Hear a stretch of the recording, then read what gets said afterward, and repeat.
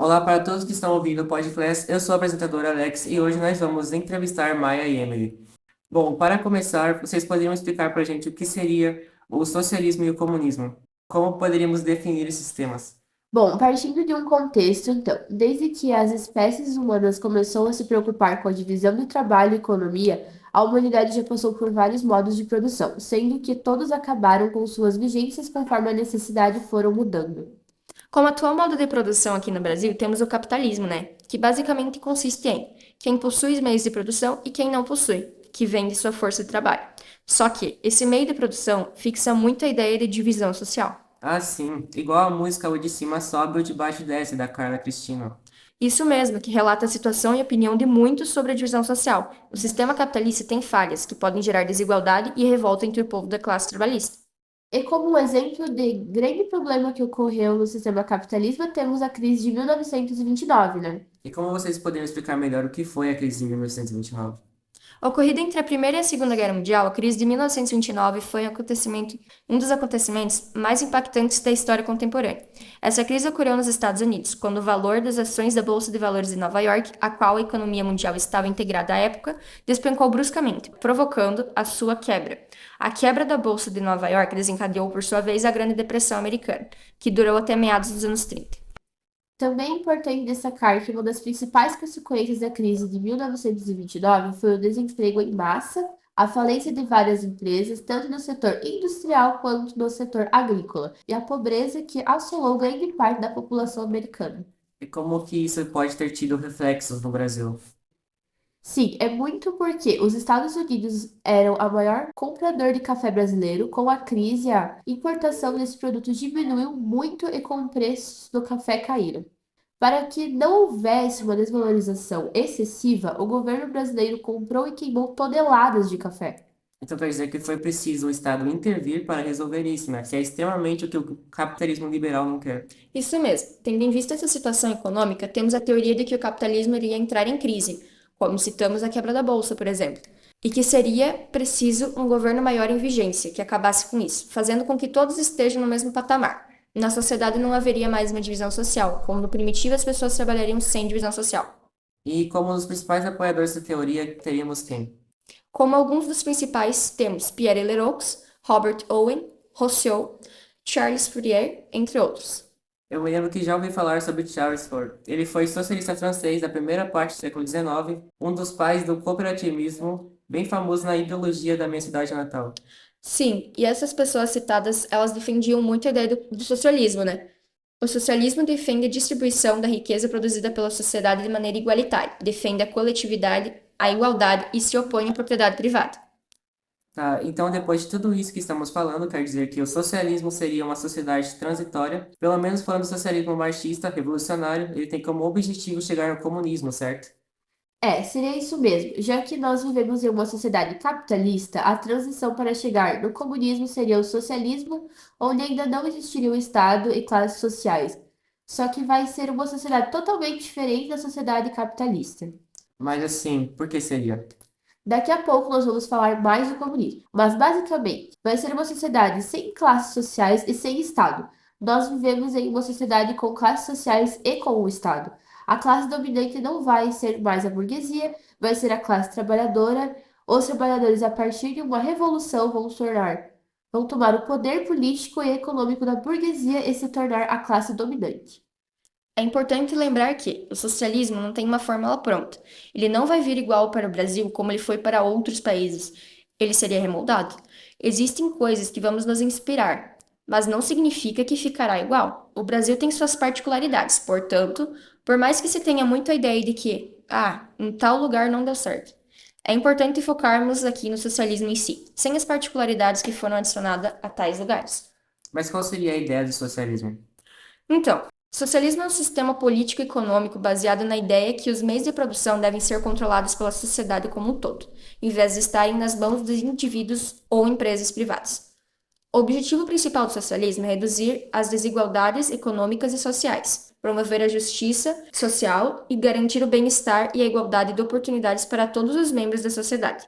Para garantir esses objetivos, o socialismo propõe a abolição da propriedade privada dos meios de produção, a distribuição igualitária dos recursos e a planificação centralizada da economia. Há diversas vertentes do socialismo, cada uma com suas próprias características e propostas específicas para a organização da sociedade e da economia.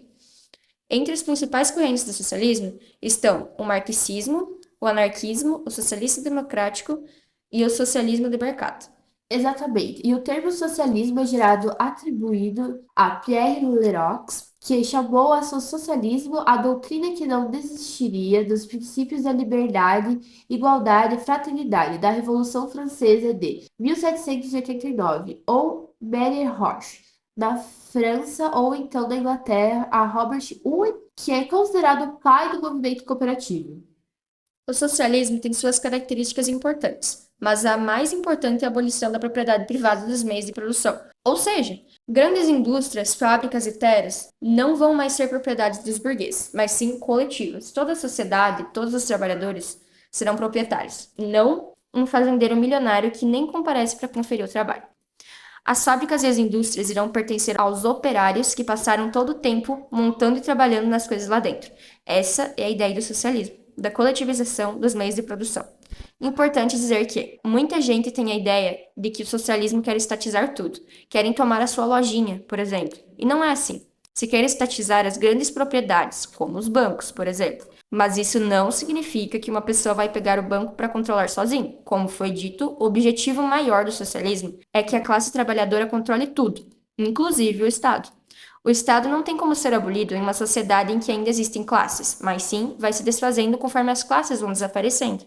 Então, para estar recapitulando um pouco, o socialismo seria uma sociedade pós-capitalista, um sistema econômico, social e político onde a classe trabalhadora unida faria uma revolução, tirando o poder da burguesia, erradicando o Estado? Sim, a gente quer que esse estado atual desapareça e que venha, assim, um estado administrado pelos trabalhadores, tirando as riquezas da mão da burguesia e socializando elas. A revolução seria o começo desse processo. Vai ser parado o capitalismo, a burguesia e a exploração dela.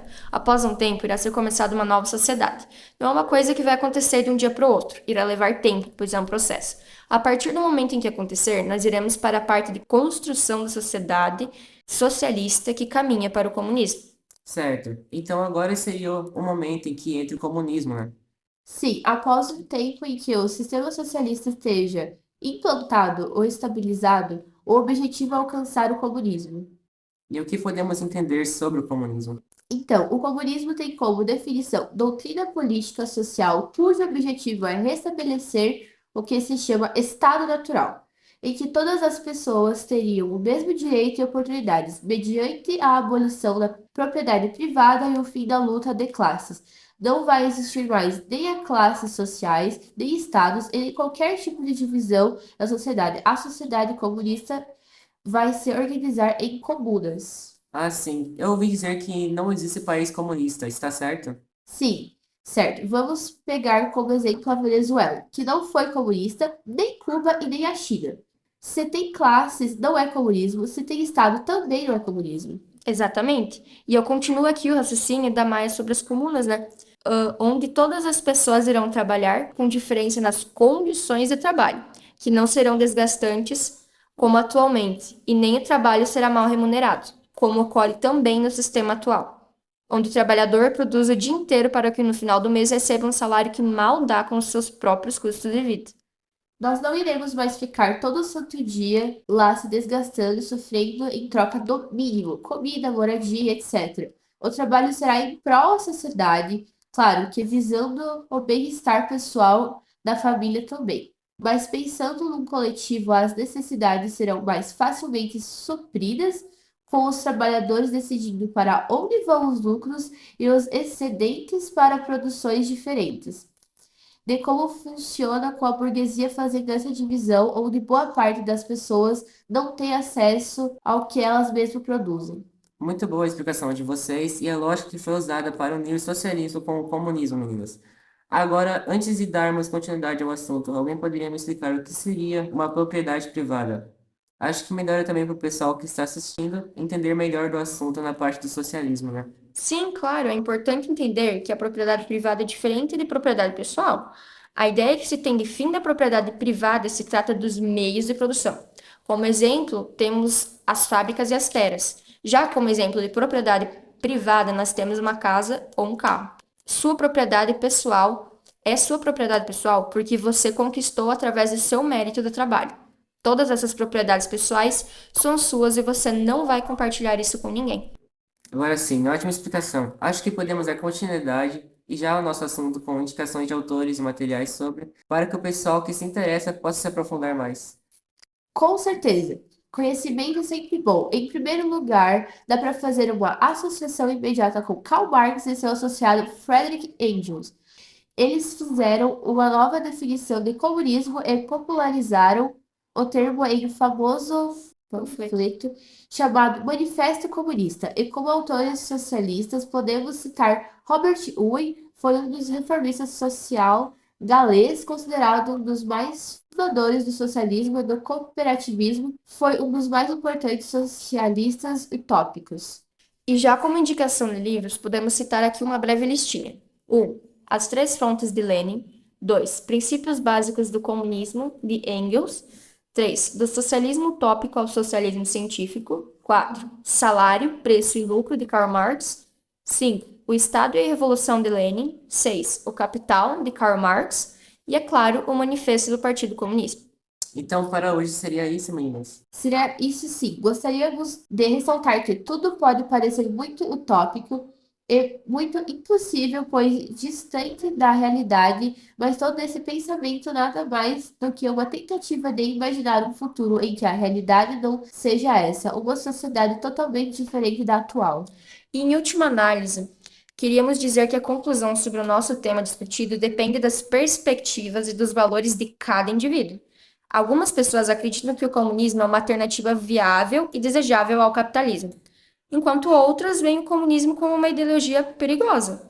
E tá tudo bem, de qualquer forma, é importante continuar a refletir sobre as lições e os desafios de nossa sociedade, a fim de construir um futuro mais justo e igualitário. Então, finalizando o podcast, eu gostaria de agradecer sua atenção e recomendar que você veja os outros vídeos do canal.